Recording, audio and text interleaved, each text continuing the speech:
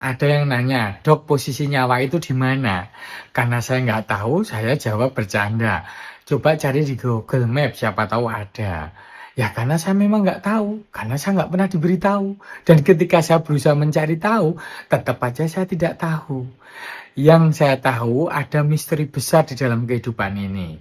Kalau dalam kedokteran itu orang dikatakan punya nyawa kalau memiliki kesadaran. Kesadaran itu kemampuan untuk berpikir dan merasakan, berarti merasakan emosi apapun ya. Lah kalau orang dikatakan tidak bernyawa itu kalau sel-sel otak sudah tidak memiliki kesadaran, sudah tidak ada aktivitas sel-sel otak. Dan kalau tingkat kematian klinis itu dinyatakan sebagai kematian batang otak. Ya, karena ketika mati batang otak itu berarti aktivitas sel-sel otak sudah berhenti, lalu batang otak itu ada hubungannya dengan refleks kita bernafas dan juga denyut jantung, walaupun jantung punya generator sendiri ya. Jadi ketika orang mati batang otak itu dipindai sel-sel saraf otaknya itu sudah flat, EEG-nya flat, demikian juga EKG, denyut jantungnya itu flat.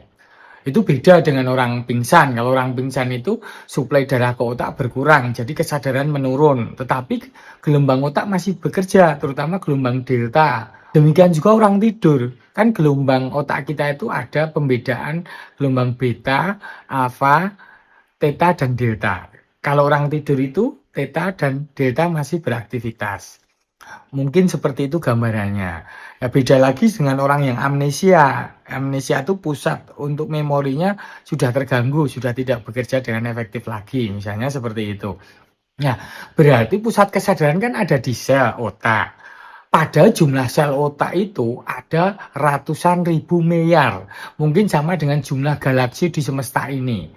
Nah, kemudian kalau mau dicari lagi di dalam sel, itu ada inti sel.